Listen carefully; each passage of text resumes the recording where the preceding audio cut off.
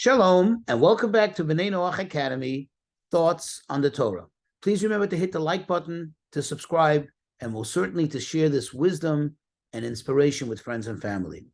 So, in the story of the Exodus of Egypt, when you look in chapter 7 in the book of Exodus, verses 17, 18, and on, you see, of course, that the first of the 10 plagues was the plague of blood. Now, if you recall, in an earlier class, we mentioned the fact that these plagues were not just merely to subdue the Egyptians or to get the Jews out of Egypt, because for that, God didn't need to play cat and mouse, so to speak, with Pharaoh. All he had to do was just pick the Jews up and take them out. Who would stop him? Who could stop him? The idea of it is, as God repeatedly points out over and over throughout the entire duration of each and every plague, is that this is for the purpose that, quote, the Egyptians should know that I am God. In other words, that they should come to know, meaning to recognize that I am God, I am in control. All the other deities they believe in and all the other powers and magic that they believe in are all really foolishness. And in fact, the only thing that really truly runs things here in this world, that controls matters, is God himself.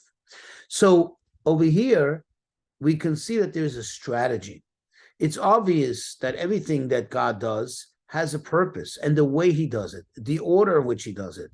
Why is it, or what is it that we can learn from it? The fact that the very first plague was the plague of blood. What is it? What was the objective? And what was it doing? And what does it teach us? What does it tell us? Well, blood is life.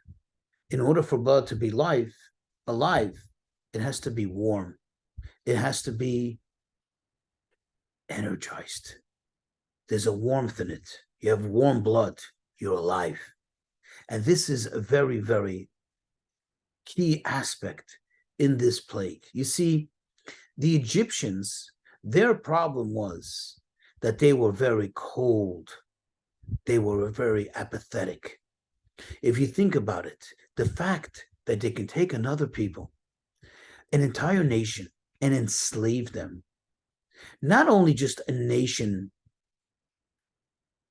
and a nation that didn't do anything wrong to anyone and enslave them, but moreover, even worse, these are the people, these are the descendants, these are the family of the person who saved Egypt.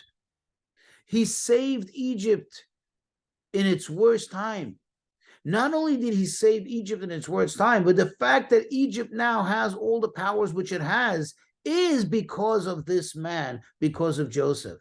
And instead of repaying the kindness, they turn around and they became so cruel to the very people that they should have been thankful for eternity.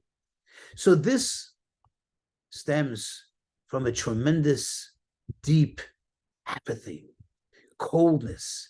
And God is sending them a message. The first thing we need to do to reverse that, before they can even come to, so to speak, recognize God and become good people, better people, is first we need to get rid of the coldness. When somebody goes into cardiac arrest, when somebody is unconscious, you don't start thinking of what medicine they can take. The first thing is you have to apply life. You got to get the blood flowing. You got to give them CPR. You got to make sure that the warmth, the blood, the energy of life is there. And that's what God was telling them. And that's what God is teaching us. When we find ourselves sometimes in life apathetic to certain types of situations, apathetic to certain types of people, or concern, we need to first energize ourselves, give ourselves some warmth. Think of God. Think of the true source of life, the true source of energy. And that, by taking away the apathy, that puts us already now on a course where we could begin to start to heal our spiritual ills or emotional ills, whatever they may be, in order to become the better person that certainly we want to be, and certainly, most certainly, God wants us to be.